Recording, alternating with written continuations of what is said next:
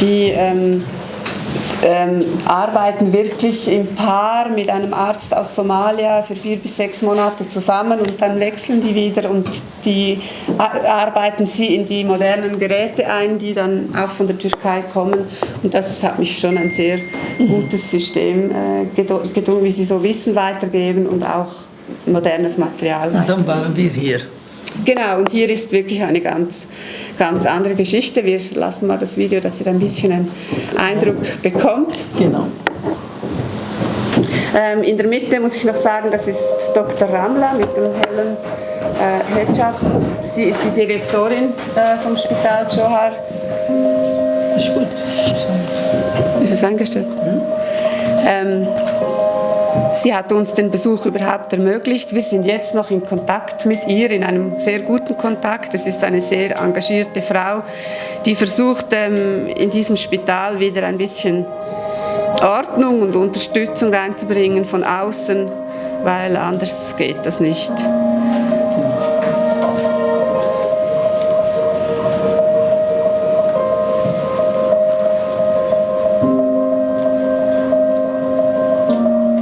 Hier sehen wir ein Untersuchungszimmer, das ist ein Arzt.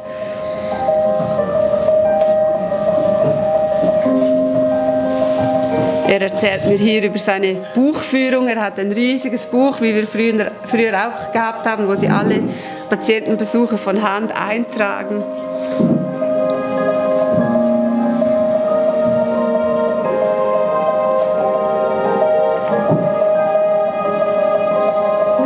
Hier ist der Operationssaal. Es hat einfach 2 Operationsliegen,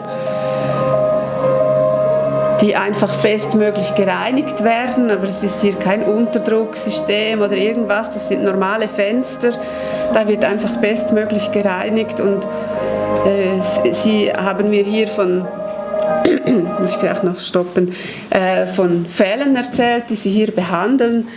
Das Spital behandelt 600.000 Einwohner, so in einem Umkreis von 60 Kilometern. Im Bundesstaat Hirshabelle hat es 1 Million Einwohner und es hat 2 Spitäler. Wenn man hier unsere Dichte sieht, das ist einfach wirklich etwas Unglaubliches und das hat mich wirklich tief erschüttert. Und die haben komplizierte Fälle. Er hat mir hier erzählt von jemandem, der in einer Messerstecherei verletzt wurde bis in die Magenwand, also da bis in den Magen gestochen, war alles verletzt und der hat ihn zusammengeflickt und ich habe dann naiverweise gefragt, ja, und dann habt ihr ihn nach Mogadischu gebracht? Und er, nein, das ist alles hier, wird das hier behandelt. Und wir durften den Patienten nachher auch besuchen und er war wirklich ganz normal. Alles tipptopp geflickt und verarztet, aber die machen alles in Lokalanästhesie. Das ist wirklich, also das ist unglaublich beeindruckend, das kann ich euch sagen. Jede Operation machen die in Lokalanästhesie. Und der Arzt, der dort war, der war lang bei Médecins Sans Frontières, der ist spezialisiert auf Kriegsversorgung. Der weiß, der weiß, wie man mit nichts etwas macht, weil sie haben keine Instrumente oder sehr wenig Instrumente. Und wir haben zum Beispiel den Autoklaven gesehen. Das ist so ein Gerät, wo man die Instrumente sterilisiert, aber das ließ sich nicht mal mehr richtig schließen. Das war verrostet und kaputt und nein, es ist einfach, sie machen eigentlich mit nichts, machen sie wahnsinnig viel möglich und das tut mir wirklich sehr, sehr leid, diese Situation. Ja, und dann, als wir in den Operationssaal liefen, haben sie mir schon gesagt, hier drin kommt gerade ein Kind zur Welt und ich so, ja, gut, schön. Und nachher beim Zurücklaufen hat mich jemand reingezogen, komm jetzt. Und dann war das Kind da und ich war irgendwie schon überwältigt und ich habe gedacht, oh mein Gott, diese Frau und jetzt kommen da so Leute, es hat mir so leid getan, aber irgendwie habe ich gedacht, ja, ich hatte mega Freude. Das ist ein wirklich, wirklich frisch geborenes Kind und die Mutter ist daneben. Das hat mich schon auch sehr, sehr berührt, muss ich sagen.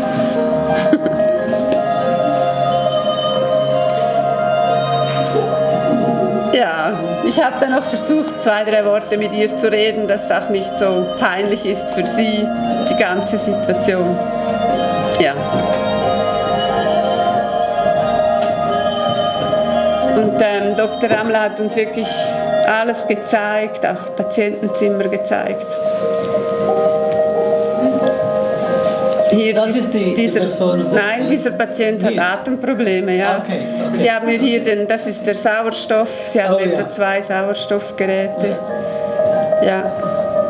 Hier auch wieder ein Untersuchungszimmer, eben 2 solche Geräte, wo irgendwie mit Sauerstoff. Dann haben sie ein Röntgengerät, ich weiß nicht, aus welcher Zeit das kommt. Sowas, das sehr ist wirklich alt, unglaublich, alt, wirklich. Sehr alt, ja. Also wirklich sehr eindrücklich. Und vielleicht ein Ultraschall hatten sie. Aber ja, wir haben noch weiteres Filmmaterial. Wir haben es heute kurz gemacht, wenn sich jemand interessiert. Und wir sind fest entschlossen, jetzt Material zu suchen, weil das ist einfach unmöglich so. Und wir möchten das wirklich organisieren, das sollte möglich sein und auch einen Transport organisieren. Und wir freuen uns, wenn ihr Hinweise habt. Ich werde ein Dossier zusammenstellen und ich bin wirklich sehr nahe in Kontakt mit Dr. Ramla und auch wir waren ja dann auch noch beim Bundespräsidenten von Hirscher-Welle eingeladen und der hat uns auch Unterstützung zugesichert für den Transport. Ja, hier sieht man jetzt noch ein bisschen wieder das Regierungsgebäude. Wir haben da noch 1-2 Tage hier verbracht. Also das heißt, wir waren Donnerstag und Sie haben alle diese Besuche ermöglicht, dass wir alles Donnerstag machen. Weil Samstag früh morgen fliegen wir weg und Freitag ist überall zu, ist wie ein Sonntag dort. Darum. Also Freitag haben wir Tiere geschaut. Ja, es hat so Affen in der freien Wildbahn zu sehen, ist halt schon Dieser sehr schön. Affe hat seinen Spezialnamen, heißt Crow in Somalia. Er wird nie größer, er bleibt immer klein, oder? Und er ist sehr beliebt und als Freund gehabt, als Kind. Jeder mochte einen dabei zu haben. Genau. Und hier, das war wirklich eine sehr schöne Zeit für mich. Hier haben wir wie ein bisschen Ferien gehabt. Ja. Wir haben auch viele Leute kennengelernt. Hier in diesem Regierungsgebäude hat es Minister und Ministerinnen gehabt, die hier auch tätig sind in Hirscher-Welle und hier wohnen. Und da habe ich wirklich wunderbare Menschen getroffen. Wir haben immer am Abend zusammen gegessen, an einem großen Tisch draußen. Und das war einfach so fröhlich und eindrücklich für mich auch. Das ist, SomalierInnen sind schon sehr warmherzige Menschen, wirklich. Wir haben wahnsinnig viel gelacht. Genau. Und ich habe ja nichts verstanden, aber ich habe immer mitgelacht, weil es war einfach so lustig immer. Es war wirklich immer lustig. Und wenn ich dann manchmal gefragt habe, ja, was sprecht ihr denn und so, es ging ja meistens um Clangeschichten, muss ich ehrlich sagen, wenn ich das so zusammenfasse. Also sie nehmen einander hoch, welcher Clan bist du und die verhalten sich so und so. Und lustig darüber machen. Ja, genau. und ihr macht auch Witze übereinander und miteinander und völlig. Das hilft meiner Meinung nach, weil wir haben ja ein paar Jahre einen kleinen Krieg gehabt, das Land, oder? Und jetzt zeigt es die jungen Leute oder Erwachsenen, dass wir sitzen, Tee trinken, darüber lustig zu machen, weil es zeigt, es macht keinen Sinn, wegen das zu kämpfen. Es macht keinen Sinn, um zu lernen, was ist hier in eurem Gebiet, was ist wichtig und so weiter. Dann haben wir richtig gelacht. Und immer wieder so interessant, die Leute, die mit uns sitzen, das ist sehr schön. Er ist mit mir gesessen, sie haben mich 3-4 Mangos ins Zimmer gebracht. Jeden Tag. Genau. Wir haben so viel Mango gegessen. Genau. Sie waren so fein. Ja. Und der Person, die zuständig ist, ich habe gesagt, loset mal, ich bin in Johor, glaube ich, 2015 gegangen und damals war nicht die Saison von Mango und Frucht und so weiter. Ich habe gesagt, ich gehe heute nicht rum. Ich mochte nicht 1-2 Stück ins Zimmer zu bringen. Gibt es Möglichkeiten wie früher? Man sagt es Baff. Baff Mahambo. Der ganze Baff ist wie ein Teller, wie groß ist einfach ursprünglich Kleider mit der Hand zu waschen. Ist so groß. Und dann haben sie gedacht, haben sie große Teller vor uns beide in einen großen Tisch gelegt. Und dann habe ich ihm gesagt, kannst du wagen mit mir zum Essen zu essen? Ja, ist gut. Und dann schnitte einer nach dem anderen, bis er gesagt, ich mache nicht mit. Aber dann habe ich einer gesagt, heimlich nimmst du Fotos mit mir, somit kann ich auch Social Media drauf machen. Es läuft in der somalischen Community übrigens, muss man immer fragen, wenn man etwas zusammen macht, kommt einer, fotografiert, das Foto geht schnell auf dem Social Media. Hat es Vorteile und Nachteile, oder? Ist die Nahrungsaufnahme nicht kritisch? Also ich denke jetzt Früchte ist gut, die kann man schälen. Nur gut waschen. Trotzdem muss man gut waschen. Ich habe einmal ein bisschen Probleme gehabt, weil ich Salat gegessen habe. Ja, aber ich habe sehr viel Fruchtsaft getrunken. Eben in dem Hotel, wo wir waren, war kein Problem und hier auch nicht. Es sind viele geschult schon, oder? In Hotel und so. Ja, solange dass man nicht schälen kann mit Bananen oder Mangos oder so. Das ist tipptopp. Das ist tipptopp, aber sobald das man... Ja, wie Erdbeere oder so, etwas, wo direkt essen, würde ich vermeiden. Ja, das ist so. Hier sieht man noch Said. Das ist ein guter Freund von mir und ist der auch ein Minister. Der hat mit uns sehr gut gearbeitet. Ich habe ihm auch hat er vom A bis der letzte Tag, wo wir das Land verlassen haben, uns mit begleitet. So. Ich glaube, wir müssen ein bisschen Vorwärts machen, genau. Und ja, das soll einfach ein bisschen Einblick geben, wie schön das auch zwischendurch war. Genau. Das ist sehr wichtig. Wir haben lange diskutiert, bis es herausgekommen ist, wir sind eigentlich obere Verwandt. Und dann ein kleines Video genommen, um einige Verwandten zum Schicken schnell. Die habe ich schon getroffen. Sie ist Ministerin vom Bundesstaat Hirshabelle. Ja. Dann gehen wir schon wieder zurück.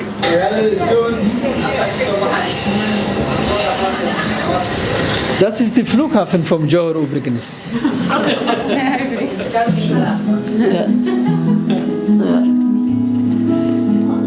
Ja, und eben, wir konnten wahnsinnig viel sehen. 2 Spitäler, wir waren in der Universität in Mogadischu, wir haben das Spital in Johor gesehen, wir konnten den Brunnen besuchen und wirklich und wir waren beim Bundespräsidenten von Hirshabelle eingeladen und zum Schluss waren wir noch bei der Gesundheitsministerin eingeladen. Und das ist für uns als Organisation war das schon sehr, sehr, sehr bedeutsam. Und wir hoffen, dass wir diese Zusammenarbeit stärken können, dass wir etwas unterstützen können. Wir wissen noch nicht, wohin die Reise geht.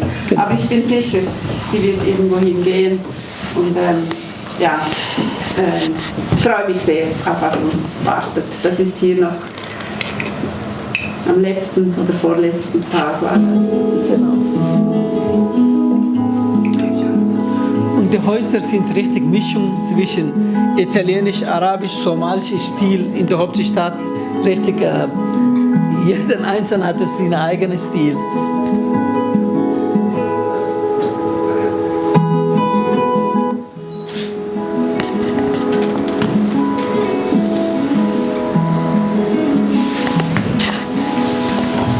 Und natürlich ist auch noch die Familie von Yahya zu Besuch gekommen. Das erzählen wir jetzt natürlich nicht, das ist wie privat auch.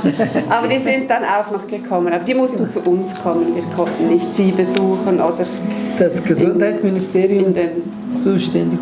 Und der Said Sine Büro wurde uns und das ist unsere Zurückreise nach Katar, oder? Genau, wir haben den Rückflug über Katar und in Katar haben wir dann noch ein bisschen Luxusferien gemacht.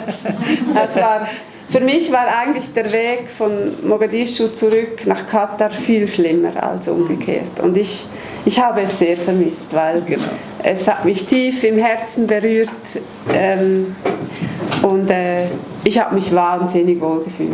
Ja, weil die SomalierInnen sind wirklich so locker und frei im Herzen, unbelastet, trotz diesen ganzen Chaos rundum und diesen Unsicherheiten. Und ich habe heute Morgen noch gesagt, ich meine, Somalia hat jetzt sicher 30 Jahre Bürgerkrieg, Unruhen, Terror und hat immer noch diese Hoffnung und diese Visionen. Ich habe noch nie so viele Menschen auf einmal gesehen, die so viele Ideen für ihr Land haben und Visionen für ihr Land und Mut, das anzugehen und dran zu bleiben. Das ist wirklich Respekt, das hat mich sehr tief beeindruckt. Ja. Und ja.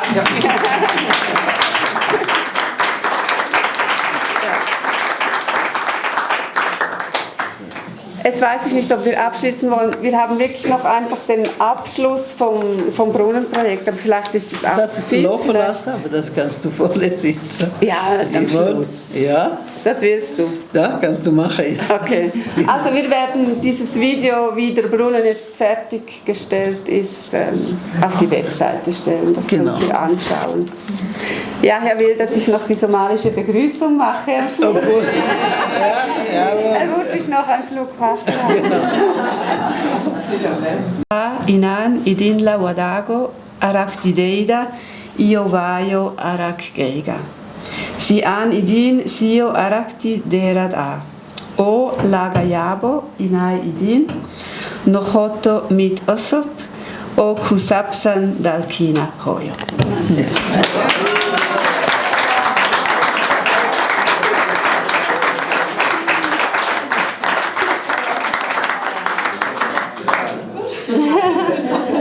Ich habe Ihnen gesagt, dass ich tief berührt bin und dass ich hoffe, Ihnen mit meinen Augen Ihr Heimatland ein bisschen auf eine andere Art zu bringen. Genau. Und Dalkina Hoyo heisst Heimatland und Hoyo ist Mutter.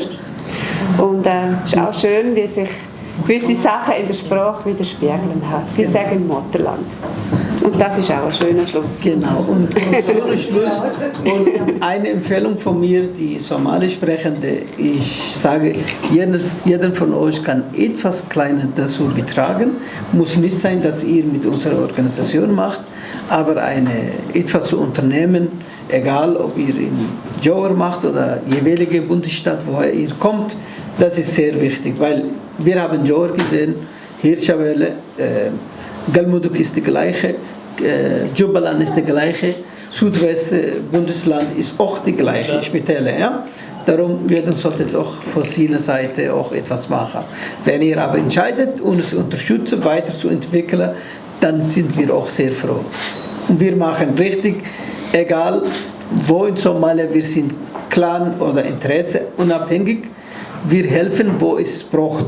Ich bin in Mogadischu geboren und mache ich nicht Projekte direkt in meine Stadt, weil Mogadischu geht es viel besser im Vergleich von anderen Städten. Darum zielen wir andere Städte und ich bin richtig angewiesen auf eure Unterstützung, weil wenn wir Sachen bekommen, Material oder so, Spende von Somalisch Sprechenden sollte doch vorne sein. Danke vielmals.